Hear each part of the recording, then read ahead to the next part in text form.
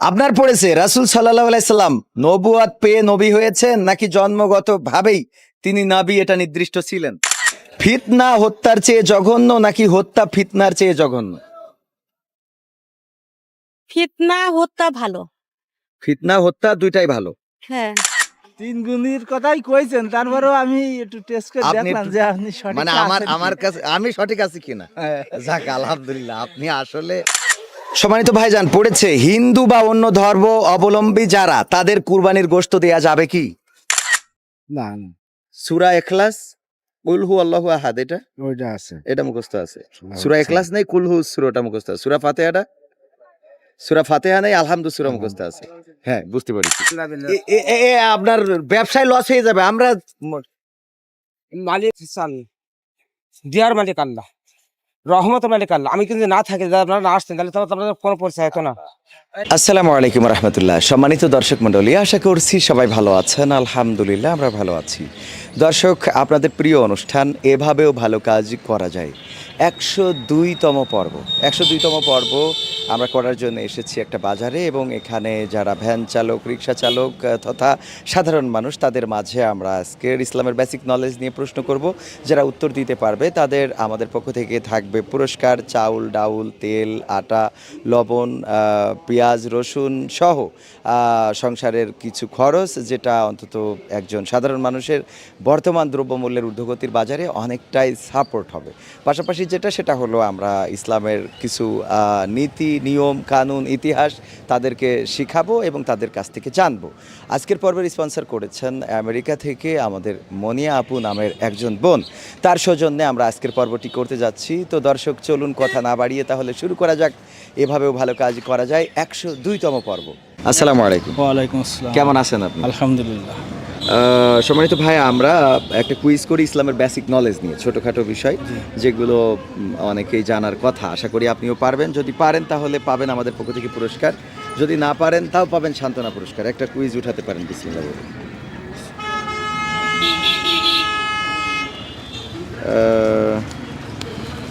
সম্মানিত ভাই, আপনার পড়েছে কুরবানির গোশত বন্টনের নিয়ম কি?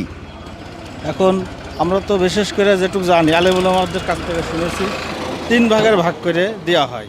1 ভাগ নিজের জন্য, 1 ভাগ পাড়া প্রতিবেশীর জন্য, 1 ভাগ আত্মীয় স্বজনের জন্য। আত্মীয়র জন্য। বিশেষ করে এটাই দেখে আসছে এবং এটাই চলছে। হ্যাঁ, এটাই নিয়ম এবং এটাই সঠিক। চলছে। তবে একটা বিষয় আমরা একটু জানি, সেটা হলো যে এই যে 3 ভাগ করব, এটা কি একেবারে কাটা মেপে 3 ভাগ হবে নাকি ইচ্ছা মতো করলেই হবে? একদম সমান সমান কাটা মেপে। কাটা মেপে এটা সঠিক না। আসলে আপনার যদি প্রতিবেশী বেশি হয়, আপনি বেশি হ্যাঁ। প্রতিবেশীদের দিলেন। অবশ্যই আপনার যদি আত্মীয় বেশি হয়, বেশি আত্মীয়দের আত্মীয়স্বজনে দিলেন। বেশি দিতে হবে। আবার যদি আপনার পরিবারে বেশি লাগে, আপনি আপনার পরিবারের জন্য বেশি রাখতে পারবেন। এটা ইসলামিক কায়দা। এটাই কাজ। কিন্তু আমরা মন গড়া মতন করে দিই যে 3 ভাগের এক ভাগ আত্মীয় স্বজনে দিতে হয়, 1 ভাগ নিজের জন্য এবং পাড়াপতির জন্য। যাই হোক, কিন্তু আমরা আপনার মেপে দেওয়া হয়। মূল প্রশ্ন ছিল কুরবানির গোশত বন্টনের নিয়ম। আপনার নিয়ম সঠিক হয়েছে, তবে আরও যেটুক আমরা জানানো সেটা জানালাম। এখানে আপনার জন্য আছে আমাদের পক্ষ থেকে বাজার, বর্তমান দ্রব্যমূল্যের ঊর্ধ্বগতির বাজারে। আলহামদুলিল্লাহ, আশা করছি যে কয়েকদিন ভালোভাবে চলবে ইনশাল্লাহ। আপনার পড়েছে কোন নবী আলাইহিসসালামকে করাত দিয়ে দ্বিখণ্ডিত করা হয়েছিল, বলতে পারবেন? স্যার না, ওইটা বলতে পারবো না। ওটা বলতে পারবেন না? আরে, নবীদের কয়জন নবীর নাম জানেন আপনি?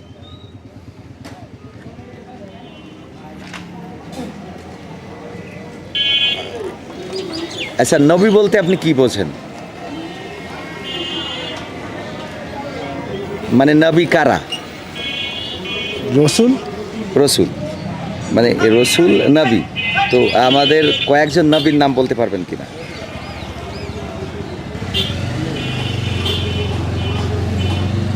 আচ্ছা, জানা নেই। আমি বলে দিই, কোন নবী আলাইহিসসালামকে করাত দিয়ে দ্বিখণ্ডিত করা হয়েছিল? জাকারিয়া আলাইহিসসালামকে করাত দিয়ে দ্বিখণ্ডিত করা হয়েছিল। আর নাবী হলো তারা, আল্লাহ রাব্বুল আলামিন যাদেরকে হেদায়েতের জন্য পথ প্রদর্শক হিসেবে পৃথিবীতে পাঠিয়েছিলেন, তারা হলো নবী।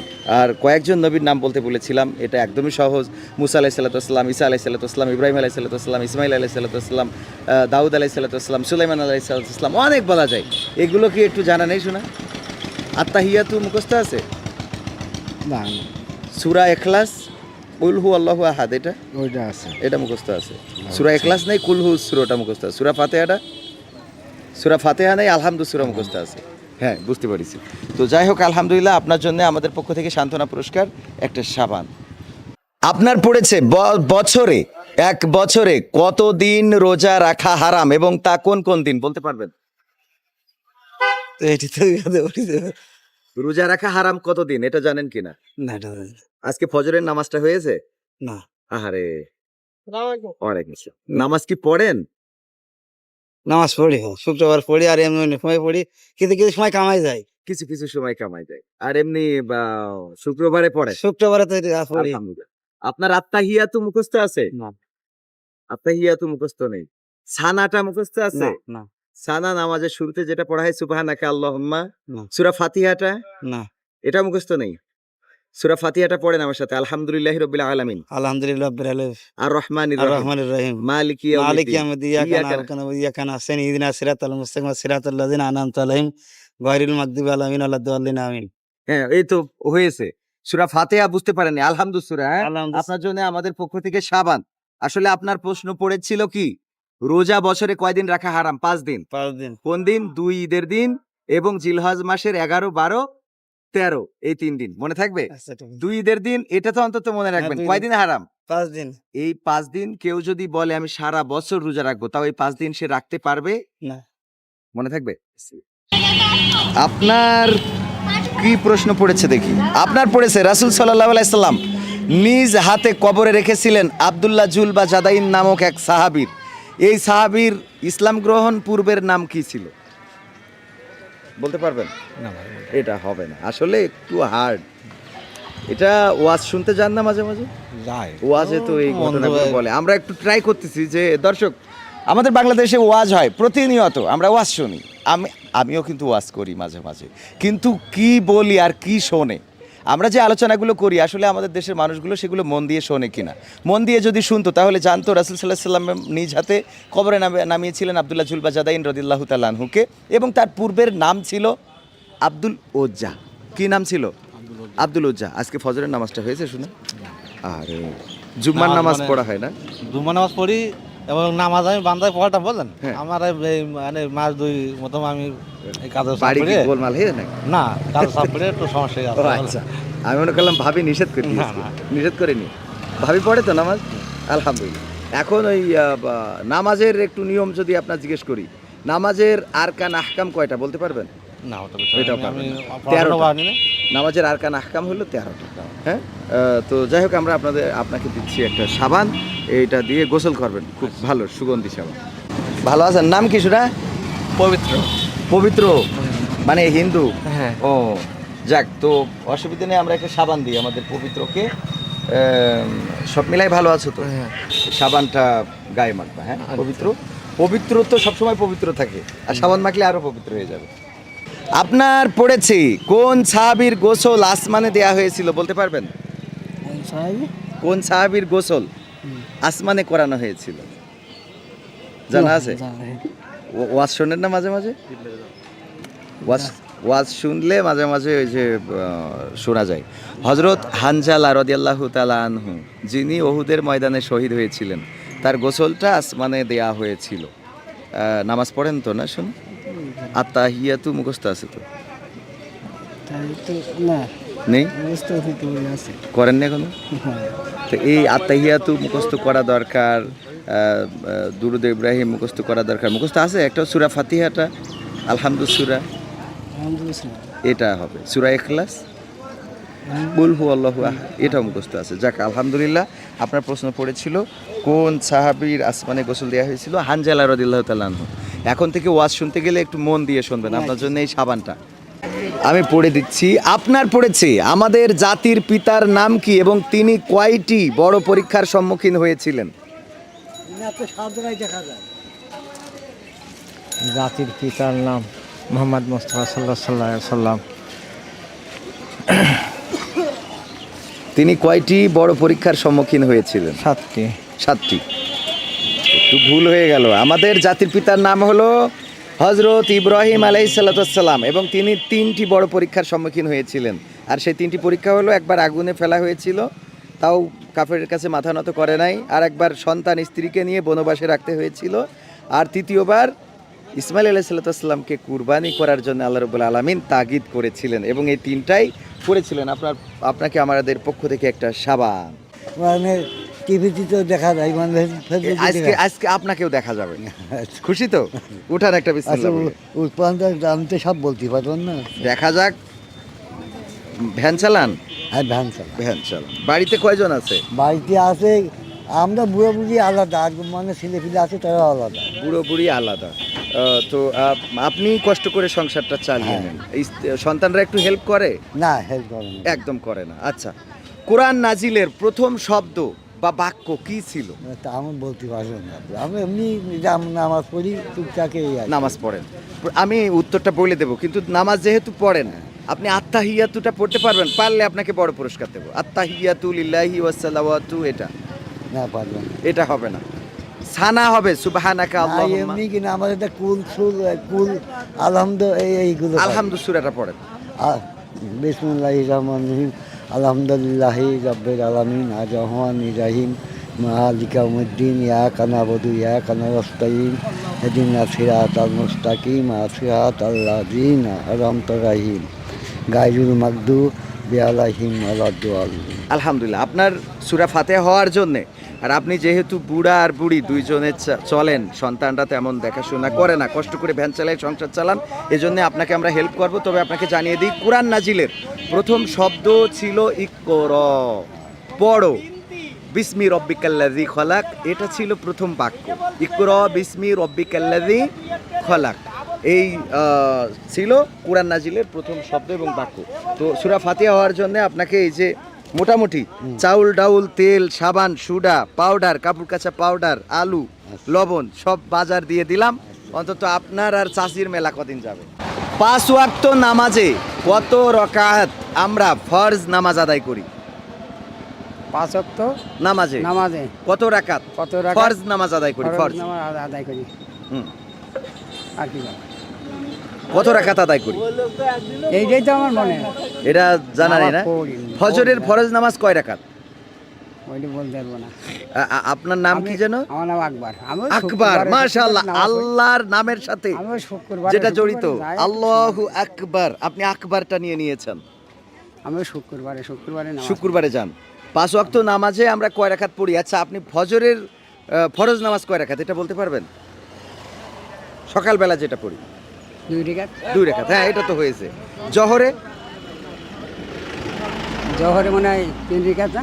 জোহরে 3 রাকাত। আসরে? ওইটা তো মনে করতে। মনে পড়ছে না? আসরেরটা মনে নেই। মাগরিবি? সন্ধ্যাবেলা যেটা। আমি অত বই এখন অত বই হবে না। আচ্ছা, এই 5 ওয়াক্ত নামাজের নাম বলতে পারলেও আপনার বড় পুরস্কার দেব। কি কি নামাজ আমরা পড়ি? 5 বাজে নামাজ পড়ি। 5 ওয়াক্ত নামাজে কত রাকাত আমরা ফরজ নামাজ আদায় করি? আপনাকে জানিয়ে দিই, 17 রাকাত। কয় রাকাত? 17 রাকাত। 2 রাকাত ফজর, 4 রাকাত জোহর, 4 রাকাত আসর, 3 রাকাত মাগরিব এবং 4 রাকাত ঈশা। আপনাকে দিচ্ছি আমরা একটা সাবান। চিন্তা ভাবনা আছে। সন্তানের কাছে পিতা এবং মাতার অধিকার সমান নাকি কম বেশি আছে? কম বেশি আছে। কেমন কম বেশি? কম বেশি আছে রে, যেমন আমার একটা হাদিস আছে, বলতে পারবেন? বলেন। না, আপনি বলতে পারবেন কিনা? এখন প্রশ্ন তো আপনি যেভাবে ধরবেন সেভাবে তো আমরা উত্তর দিতে না, পারবো না। পারবেন কিনা মানে একটা হাদিস আছে এই ব্যাপারে। আল্লাহ রাসূল সাল্লাল্লাহু আলাইহি ওয়াসাল্লামের কাছে জিজ্ঞাসা করা হলো, আমি খেদমত করব কার? আল্লাহ রাসূল কি বললেন? এরপরেতে বলেন। এর ফলে তো হচ্ছে আল্লাহ রসুল বললে তোর মা বাপকে খেদমত করতে হবে। মা বাপকে। আসলে হাদিসটা হলো আল্লাহ রাসূল সাল্লাল্লাহু আলাইহি ওয়াসাল্লাম বললেন যে তোমার মায়ের, তারপরে কার? তোমার মায়ের, তারপরে কার? তোমার মায়ের, তারপরে কার? তোমার বাবার। তাহলে কয় গুণ বাড়াই দিয়েছেন? 5 গুণ। 5 গুণ। বললাম 3 বার, তা 5 গুণ হলো কি করে? 3 গুণের কথাই কইছেন, তারপরেও আমি একটু টেস্ট করে আপনি দেখলাম একটু- যে আপনি সঠিক মানে আমার কাছে আমি সঠিক আছি কিনা? যাক, আলহামদুলিল্লাহ। আপনি আসলে বুদ্ধি আছে মাথায়। শুকরান। আসলে সন্তানের কাছে পিতা এবং মাতার অধিকার মর্যাদা সমান নাকি কম বেশি? কম বেশিটা হলো রাসূলের এই হাদিসটার দিক থেকে মা সন্তানের কাছে 3 গুণ বেশি মর্যাদা পাওয়ার অধিকার রাখে। তো এই জন্য আপনি বলেছেন কম বেশি আছে, আপনাকে আমরা সঠিক হিসাবে ধরে নিচ্ছি, আপনাকে এই পুরস্কার। ওয়ালাইকুম আসসালাম। আপনার পড়েছে পবিত্র কোরআনের প্রথম নাজিল হওয়া সূরার নাম কি বলতে পারবেন? আমি কি ওটা বলতে পারবো না ভাইয়া। বলতে পারবেন না? আমি অপশন দিই, দেখি বলতে পারেন কিনা। সূরা ফাতিহা, সূরা বাকারা, সূরা কলাম, সূরা আলাক। আমি তো আরবি কিছুই জানি না ভাই, আপনি এটা তো প্রশ্ন করলেই তো লজ্জা পাবো আমি আরবি কিছুই জানি না। ও, তো এটা তো পবিত্র কোরআনে কয়টা সূরা আছে বলেন দিন? না আমি সেটা বলতে পারবো না, পবিত্র আমি এটা কোরআনে- বলতে পারি না ভাই। আপনি মাইকি বলে না যাই বলেন, আমি এটা পারিনি। আমি বাংলা অল্প পড়েছি, একটু নামাজ কালাম পড়া হয় কি? নামাজ কালাম পড়তে যাই, ওই দেখা যাচ্ছে সবার সাথে পড়ি, ওই যেটা সবার পারি। সাথে যে যা পড়ে ওইভাবে আমি যেটা পড়েন। পারি ওই যেটা দেখা যাচ্ছে হ্যাঁ, মানে আপনি নামাজের কি পারেন? একটা আলহামদুলিল্লাহ সুরো টুরো একটু পারি, এটা পারি। আলহামদুলিল্লাহ সূরা কুলহু সূরাটা পারেন কিনা? কুলহু সূরা ভাই হাতে বললেন নাই, লজ্জা পাচ্ছি, ঠিক আছে। আপনাকে আমরা দিচ্ছি একটা সাবান। আপনার পড়েছে রাসূল সাল্লাল্লাহু আলাইহি সাল্লাম নবুয়ত পেয়ে নবী হয়েছেন নাকি জন্মগতভাবেই তিনি নবী এটা নির্দিষ্ট ছিলেন? জন্মগতভাবে জন্মগতভাবেই তিনি নবী এটা নির্দিষ্ট ছিল। ছিল। আলহামদুলিল্লাহ, সঠিক উত্তর। রাসূল সাল্লাল্লাহু আলাইহি সাল্লাম জন্মগতভাবেই আল্লাহ রাব্বুল আলামিন নির্ধারণ করে রেখেছিলেন যে তিনি নবী নবী হবেন। তো আপনার এই সঠিক উত্তরের জন্য আপনাকে এক প্যাকেট পুরস্কার। আলহামদুলিল্লাহ, আলহামদুলিল্লাহ, খুশি হয়েছে? খুশি। বাবজানের পড়েছে টাকা আগে নাকি ইমান আগে, বা টাকা জরুরি নাকি ইমান জরুরি, এটা আপনাকে বলতে হবে। ইমাম জরুরি, হ্যাঁ, ইমাম জরুরি, ইমান জরুরি। টাকা আগে না ইমান আগে। জরুরি? আগে ইমাম, আগে ইমান, তারপর টাকা। তারপর টাকা। এখন আপনার যদি আমরা বলি যে আমি যদি আপনাকে কোনো টাকা দিই, ধরেন 500 টাকা, বললাম এই 500 টাকা নেন, আপনি গুনে নেবেন কিনা? টাকা দিতে গুনে নিতে হবে, টাকা গুনে নেবেন, দেখে নেবেন কিনা যে জাল আছে কিনা। শিরা আছে, গাইল আছে কিনা। এখন যদি কেউ ইবাদতের ব্যাপারে হুট করে কিছু বলে, তাহলে সেটা কি যাচাই বাছাই করার দরকার আছে কিনা? আচ্ছা, আসো। যেমন একজন বলল যে মাজারের কাছে গেলে আল্লাহ পাওয়া যায়, মাজারে গেলে সহযোগিতা পাওয়া যায়, না, এটা কি বিশ্বাস করা যাবে? মাজারে গেলে আল্লাহ পাওয়া যায় না। ধরেন আল্লাহ কোনো নিজেই- হুজুর বলল, একজন আলেম বলল, একজন বলল পীর সাহেবের কাছে গেলে জান্নাত পাওয়া যায়, একজন আলেম বলল, তখন কি করবেন? আলেম পাতে গেলে আমার শিক্ষা নিতে হবে, শিক্ষা দিতে হবে, নিতে হবে। হ্যাঁ, তার মানে আমি যেটা বলতে চাচ্ছি সেটা হলো আপনার উত্তর ঠিক, ইমান আগে। ইমান যেহেতু আগে, সুতরাং দর্শক আপনাদেরও বলে রাখি, সেটা হলো যে আমরা যেমন একটা টাকা যাচাই বাছাই করে নিই, টাকা যেহেতু আগে না, ইমান আগে, তো একটা টাকা নিতে গেলে কিন্তু আমরা না গুনে নিই না এবং যাচাই বাছাই না করে নিই না। অথচ আমরা যখন কেউ বলে যে পীরের কাছে গেলে জান্নাত পাওয়া যাবে, আমরা পীরের কাছে যেয়ে একেবারে ছাগল ঘোড়া নিয়ে যেয়ে হাজির হয়ে যাই।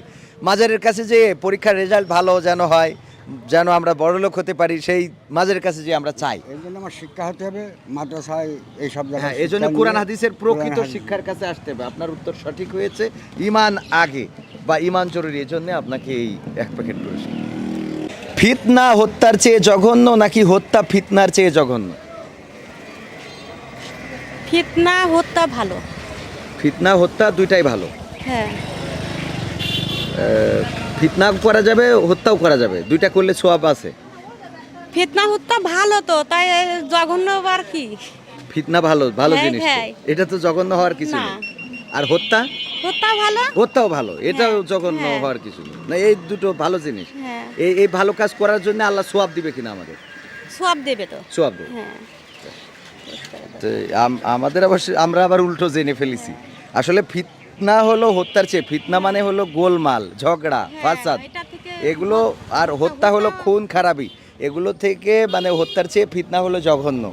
তো আমরা আপনাকে দিচ্ছি একটা সাবান, এটা মাখবেন। সম্মানিত ভাইজান, পড়েছে হিন্দু বা অন্য ধর্ম অবলম্বী যারা, তাদের কুরবানির গোশত দেয়া যাবে কি? না, কুরবানির গোশত দেয়া যাবে? দেওয়া যাবে না, যাবে। হিন্দু বা অন্য ধর্মের হলে কুরবানির গোশত তাদের দেয়া যাবে না। যাবে না। এটা তো আমাদের মুসলমানের ভিতরেই ভাগ করা হয়, মুসলমানের এটা মানে বাইরে কারো দেওয়া হয় না। বাড়ি কারো দেয়া না, আমি যতটুকু জানি ওদের দেয়া যাবে না। দেওয়া যাবে না, দিলে গুনাহ হবে। মানে এত দূর পর্যন্ত তো- এত দূর জানো না। আসলে আপনাদেরও জানিয়ে দিই, সেটা হলো হিন্দু বা অন্য ধর্ম অবলম্বী যারা আছে, তাদেরকে কুরবানির গোশত দেওয়া যাবে যদি আপনার প্রতিবেশী হয়, কারণ রাসূল সাল্লাল্লাহু আলাইহি সাল্লাম প্রতিবেশীদের দিতে বলেছেন এবং প্রতিবেশীদের হক এটা। তো এজন্যে হিন্দুদেরকে আবার গরুর গোশত দিতে পারবেন না, যেহেতু তাদের গরুর গোশত খাওয়া হারাম। সুতরাং তাদেরকে আপনি ছাগল কুরবানি করা বা দুম্বা বা উট অন্য যে পশুগুলো তাদের জন্য খাওয়া হালাল সেগুলো দিতে পারবেন যদি তারা নিতে ইচ্ছুক হয়, তবে জোরপূর্বক তাদের দেওয়া যাবে না, প্রতিবেশীদের হক হিসাবে দেওয়া যাবে। তো আপনাকে আমরা দিচ্ছি সাবান আমাদের পক্ষ থেকে। মুত্তাফাকুন আলাইহি বলতে আপনি কি বোঝেন? একটা অপশন দেন। অপশন দেবো? হ্যাঁ। এটা তো আসলে মানে কষ্টকর। মুত্তাফাকুন আলাইহি হলো রাসূল সাল্লাল্লাহু আলাইহি সাল্লামের হাদিস, মানে কয়েকটা গ্রন্থে থাকে, থাকাকে ওই হাদিসটাকে মুত্তাফাকুন আলাইহি বলা হয়। এখন আপনাকে সহজ করে দিই, এই হাদিস কোন কোন গ্রন্থে থাকে। সিয়াসিত্তা বলে 6টা হাদিস আছে, জানেন কিনা? না, এটা জানি না। জানা নেই। সিয়াসিত্তা মানে 6টা হাদিসের সহিহ গ্রন্থ, বুখারী, মুসলিম, তিরমিজি, আবু দাউদ, নাসাই এবং ইবনে মাজা। মাজা, এই 6টা হলো সহিহ হাদিস গ্রন্থ। এই 6টার 2টা হাদিস গ্রন্থে যে হাদিসটা থাকে সেটাকে বলে মুত্তাফাকুন আলাইহি।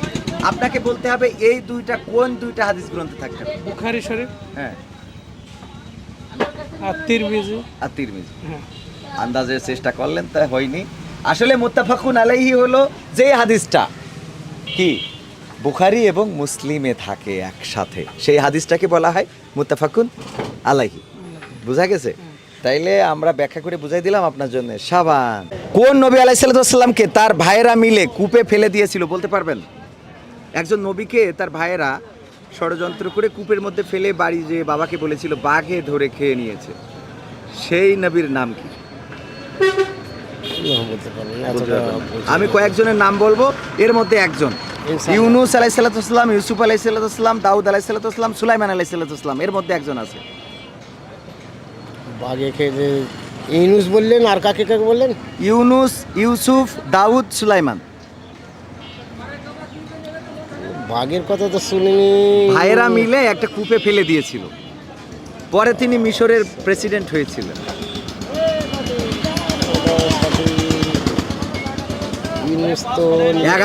11 জন ভাই ষড়যন্ত্র করে ফেলে দিয়েছিল কূপের মধ্যে। হবে না? ইউসুফ হতে পারে। হ্যাঁ, ইউসুফ হতে পারে। ইউসুফ হতে পারে। কনফিডেন্স নিয়ে বলেন। ইউসুফই ধরে। ইউসুফ, আলহামদুলিল্লাহ, সঠিক উত্তর। আপনার জন্য এই যে আছে চাউল ডাউল তেল সুডা পাউডার যা কিছু আলহামদুলিল্লাহ।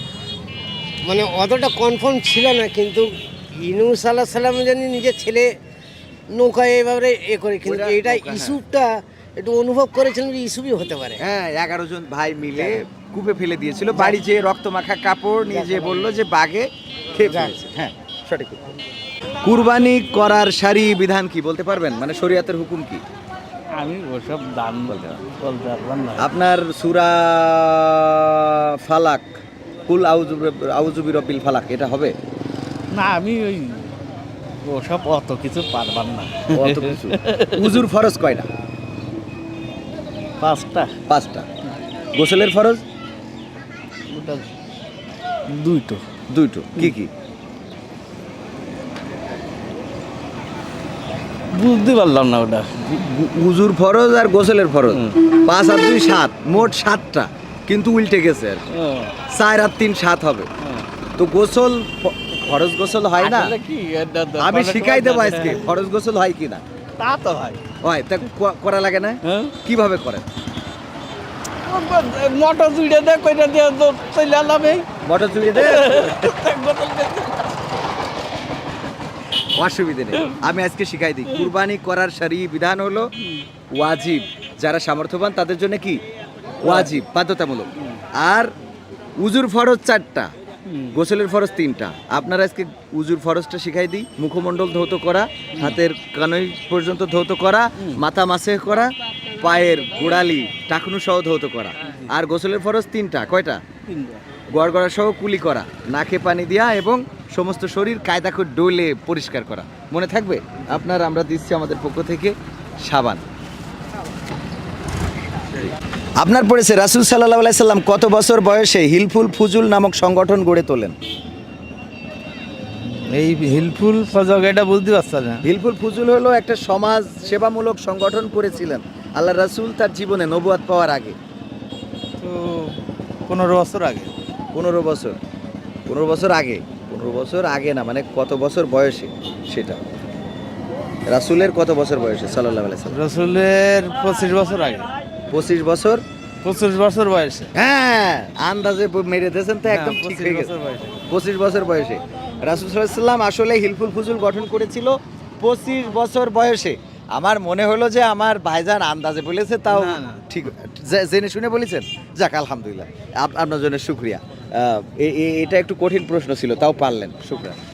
আপনার পড়েছে হাদিসে কুদসি কাকে বলে, বলতে পারবেন? করছে হাদিসে কুদসি কুসিটা তো বিসমিল্লাহির রহমানির রহিম। কুসি বা আছে আপনার বলে রায়াতুল কুরসি বলে। আয়াতুল কুরসি। জি। আয়াতুল কুরসি এক জিনিস, হাদিসে কুদসি আর এক জিনিস। আমি হাদিসে কুদসিটা বলে দিই। যেই হাদিসটায় আল্লাহ রাসূল সাল্লাল্লাহু আলাইহি সাল্লাম বলেছেন যে আল্লাহ বলেছেন, কি বলেছে? আল্লাহ বলেছেন, মানে রাসূলের কথা ওটা সরাসরি না, ওটা কার কথা? আল্লাহর কথা, কিন্তু কুরআনও না, কুরআনও না, আল্লাহর কথা রাসূলের মুখ থেকে হাদিসে এসেছে, সেটাকে কি বলে?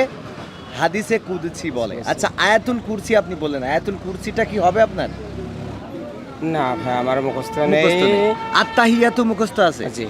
আত্তাহিয়াতু পড়তে পারলে আমরা পুরস্কার দেব। বলেন। বিসমিল্লাহির রহমানির রহিম। আত্তাহিয়াতু লিল্লাহি ওয়াসসালাতু ওয়াত-তাইয়্যিবাতু আসসালামু আলাইকা আইয়ুহান নাবী ওয়া রাহমাতুল্লাহি ওয়া বারাকাতুহু। আশহাদু আল্লা ইলাহা ইল্লাল্লাহু ওয়াহদাহু লা শারীকা লাহু ওয়া আশহাদু আন্না মুহাম্মাদান আবদুহু ওয়া রাসূলুহু।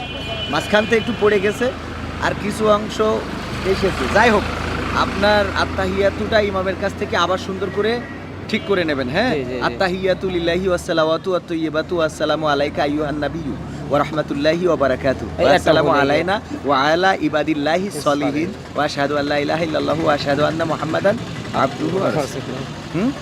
যাই হোক, আপনাকে আমরা আমাদের পক্ষ থেকে এই পুরস্কার দিলাম। আলহামদুলিল্লাহ। আচ্ছা দাঁড়ান, তাহলে আপনাদের একটু পরীক্ষা মিটিং করা যাক। হ্যাঁ, না আপনার ওই লিচু থাক থাক থাক, থ্যাংক ইউ। আরে ভাই দাঁড়ান, শুকরান শুকরান। কয়জন আপনারা? এইটাই সবাই খাবেন। বিসমিল্লাহ বিল্লাহ।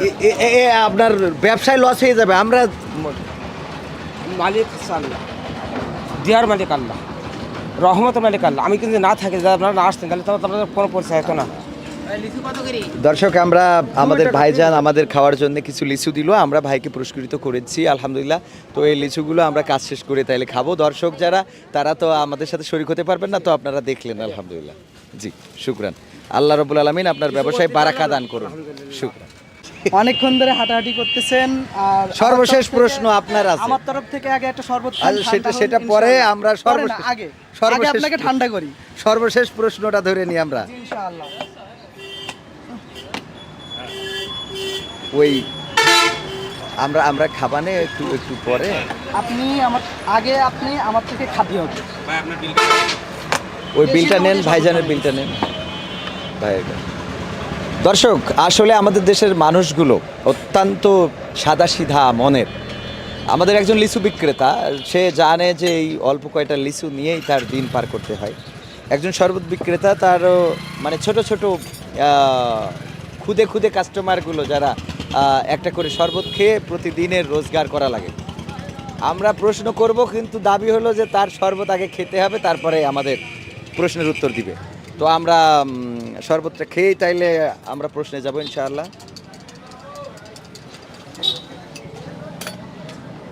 আচ্ছা, বাকিদের আমরা পরে দেব, ওদের পরে। হ্যাঁ, থ্যাংক ইউ। বিসমিল্লাহির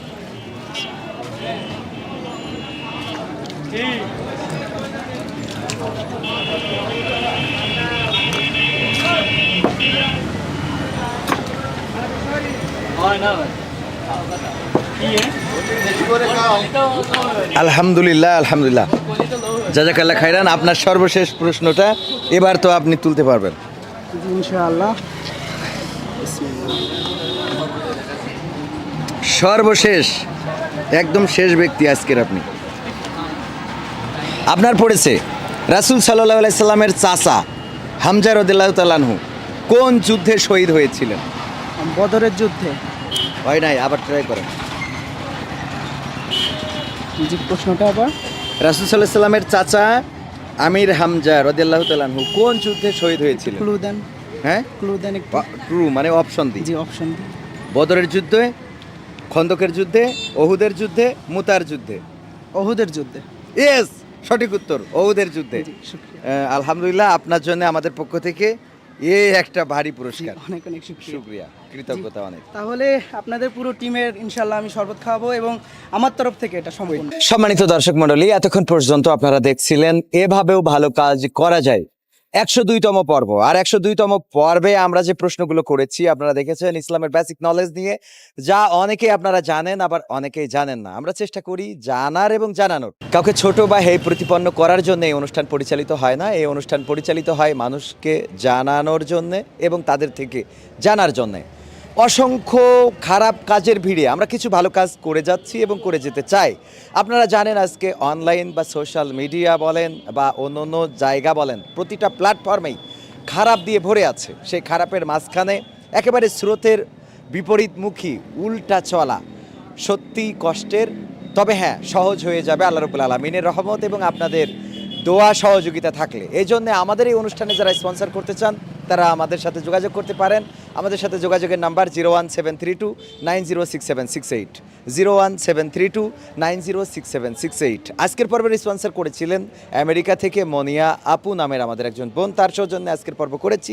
দর্শক, আগামী পর্ব দেখার আমন্ত্রণ জানাচ্ছি। তার আগে বলে রাখি আজকে সহযোগিতায় ছিল আমার সাথে রকি হোসেন, ক্যামেরায় ছিল সজল খান এবং সেই সাথে আমাদের ভ্যান বা আমাদের কেয়ারিং সাপোর্টে ছিল আরও দুইজন। আলহামদুলিল্লাহ, আমরা আজকের পর্বটি শেষ করলাম। আগামী পর্ব দেখার আমন্ত্রণ জানিয়ে বিদায় নিচ্ছি আমি কবির বিন সামাদ। আসসালামু আলাইকুম রহমতুল্লাহ।